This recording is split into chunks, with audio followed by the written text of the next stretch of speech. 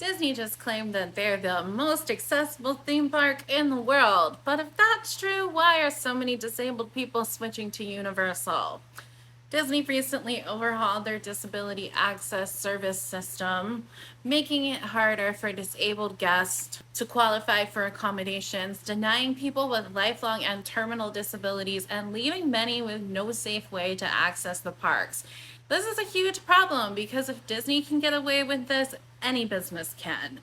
After months of petitions, protests, and negative news coverage, Disney quietly changed the wording on their website, making it look like the program was about to become more inclusive. A lot of disabled guests took this as a sign that they were finally listening, that maybe they were finally going to fix things.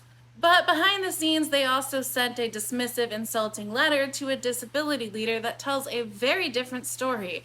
The letter says that concerns raised by disabled guests are, quote, not accurate, that disabled guests are misrepresenting their experiences rather than just acknowledging that maybe Disney made some mistakes when changing the program.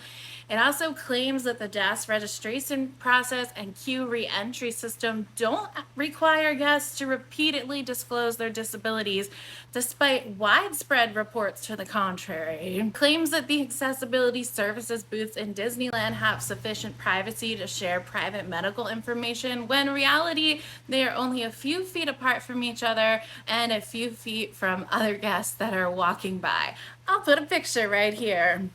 It also says that Disney consulted, quote, neuropsychologists, legal experts, and senior management. Impressive. So they essentially are admitting that they didn't consult actual disabled people. It claims that DAS decisions are made by, quote, trained experts, dismissing the many reports of inconsistent, unqualified, and inappropriate denials. For example, a neuropsychologist is not qualified to evaluate the disability needs of a cancer patient.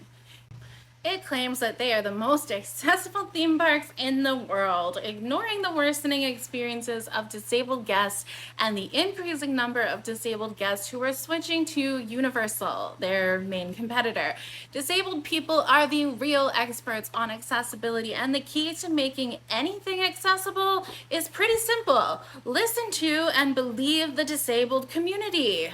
We have told them over and over again that these changes are dangerous. People have passed out, had other medical emergencies in the park because of this. They have been harassed by other guests when trying to use the return to queue system, and they have ultimately had their safety put at risk by Disney. But instead of fixing it, Disney doubles down and calls our concerns, quote, inaccurate.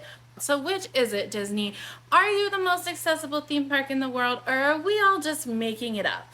Because you can't have it both ways. If you are tired of Disney's gaslighting, share this, comment your experience, and tag Disney. They want to ignore us. Let's make sure they know that they can't.